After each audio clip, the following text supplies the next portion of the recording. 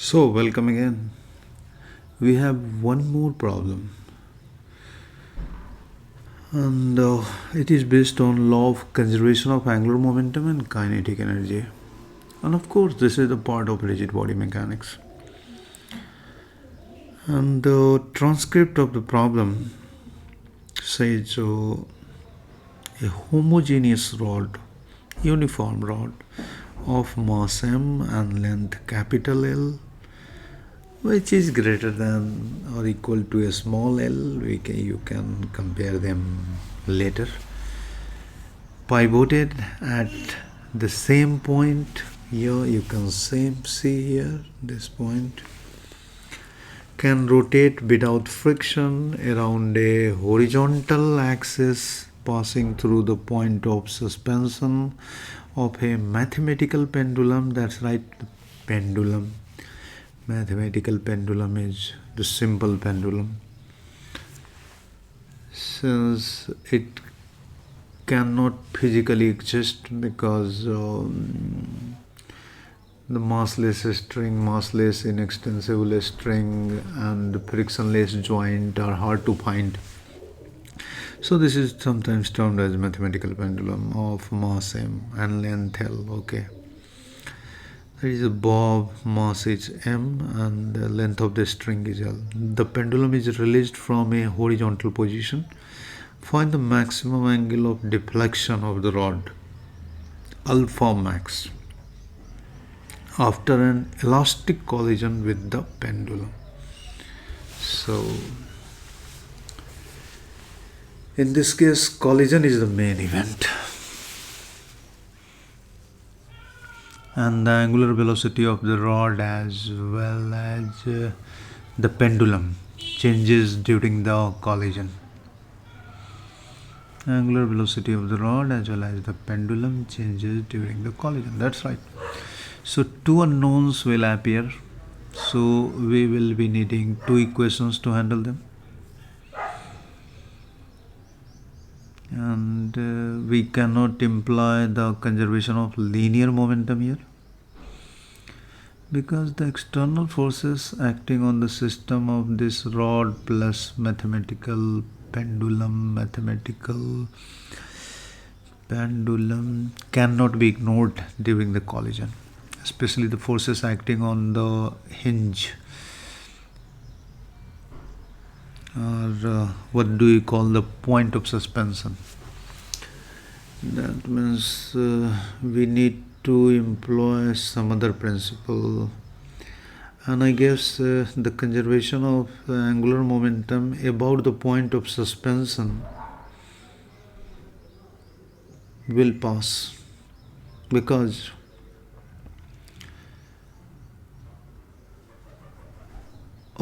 we could write the angular momentum of the system, because momentas are always used for a system.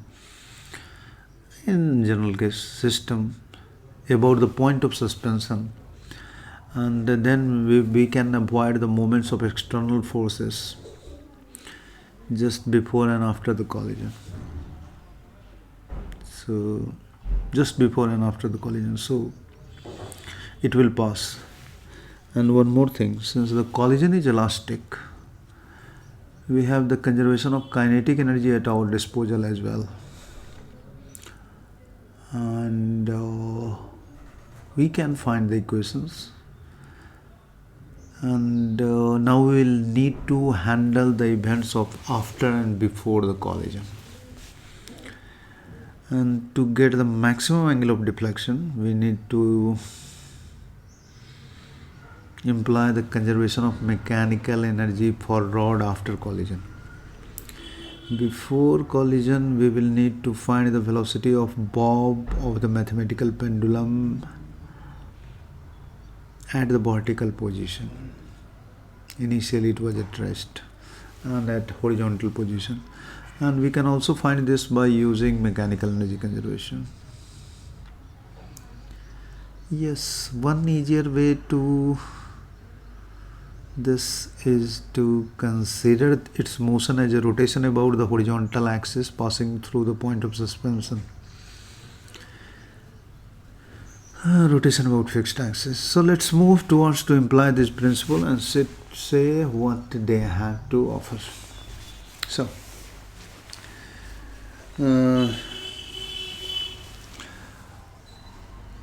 I'm going to imply a lab inertial frame that is at rest with respect to the ground, rigidly connected to the point of suspension of the mathematical pendulum and the rod, and we can do these things, and so there is no problem.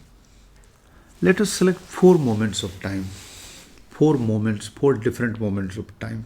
Motion started. Now at time t1, and this is the moment of beginning of motion of the mathematical pendulum. T1, let the motion begin, and T1 is the time, T1 is the moment of the beginning of the motion of the mathematical pendulum. That is technically t equals 0. Let's call it T1. And then I will define a moment T2. And this moment is immediately before the impact of the pendulum with the rod. T2 is the moment immediately before the impact of the pendulum with the rod. And let's define T3. T3 is a moment immediately after the impact. And T4. And what is this T4? T4 is the moment corresponding to maximum deflection of the rod. So I have defined the motion into moments. I have divided the motion into moments. T1 is the moment when motion begins. T2 is the moment before the impact. T3 or just after the impact, and T4 when the rod reaches to its maximum deflection. So between T1 and T2,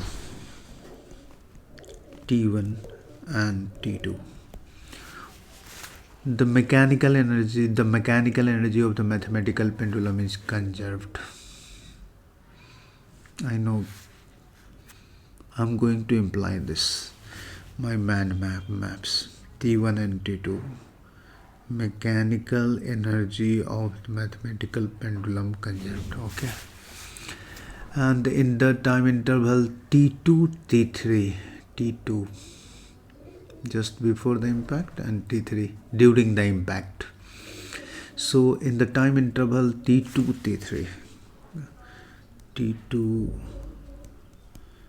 T3, what happens?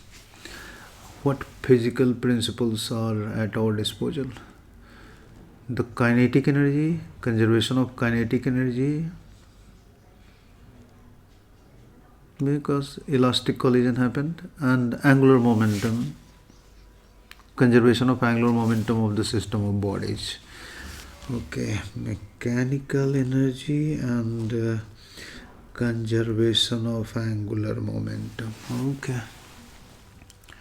Okay, about the point of suspension. And T3, T4, it is again mechanical energy of the rod that is conserved due to absence of friction forces.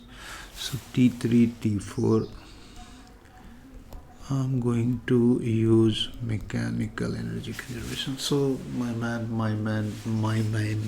map now it's clear. I'm going to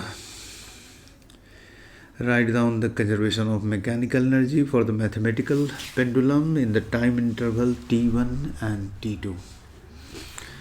And this is nothing else. This has come to a length L below, so it has lost a potential energy mgl, and it will gain a kinetic energy half I. Its I is simply ml square. So I1, I should write moment of inertia into its angular velocity, say, and the rod is going to get an angular velocity, so omega 1 square. This is my equation number 1 for the mathematical pendulum, and I saw its motion as rotation about fixed axis. Okay, now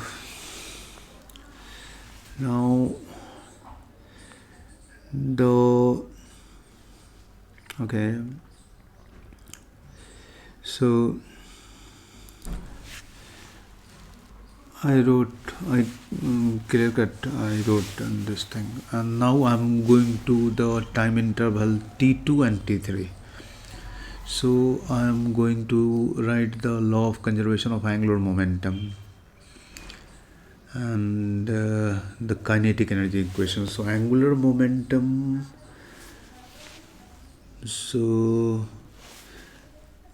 it is coming with an angular momentum about this axis when it becomes vertical, and at that moment says angular velocity was omega 1.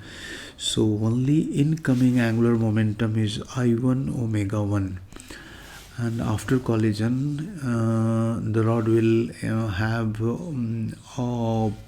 angular velocity, and it's about the same axis. Its moment of inertia is I2, and its angular velocity is omega 2, and rod angular velocity also changes, so its angular momentum will become I1 omega 3. Its rod angular momentum after collision I1 omega 3. I1 omega 1 was, sorry, not rods. This I1 omega 3 is the angular momentum of the pendulum after the collision, and I2 omega 2 is the angular momentum of the rod after the collision. And before collision it has nothing in the name of angular momentum. Before collision the angular momentum of the pendulum about the same axis was I1 omega 1. So this is my equation 2, conservation of angular momentum. And now I need to write the principle of conservation, not principle or something, kinetic energy equation. So initially, just before the collision, during the collision, it's an elastic collision, so I'm covering the time interval t2 and t3. So just before collision, the kinetic energy of pendulum was half I1 omega 1 square, and after the rod got half I2 omega 2 square, and the mathematical pendulum got half I1 omega 3 square. This is my equation 3. Okay, and now I am moving to get something, the time interval between t3 t4, and since the rod get the angular moment kinetic energy, and in t3 t4 time interval t3 t4 I have only conservation of mechanical energy at my disposal, because rod is moving to get its maximum height, and maximum height, that means there it stops. So I'm going to write the initial kinetic energy of the rod by half I2 omega 2 square, and that will be converted into potential energy of the rod when it finally stops. And rod, so rod's potential energy can be written as its center of mass is rising, and its center of mass is at length L by 2 from any of the position. We have taken perhaps zero potential energy level here, so its rod's potential energy can be written as mgl by 2 1 minus cos alpha if it reaches to this position, and this angle is alpha, so its center of mass goes here, and this is this is length L by 2, and in this case this length is L by 2, so this length is L by 2 cos alpha. Yeah, of course this length is L by 2 cos alpha, so I can write here L by 2 1 minus cos alpha, and this alpha is you are looking for this alpha. The final solution is this alpha, and now the problem is solved. I created a mind map for myself. I wrote all the equations, and I know I can solve all of them together. You too. So I have many problems as well, and I'm going to solve one by one all of them. So thank you for now. Thank you for watching.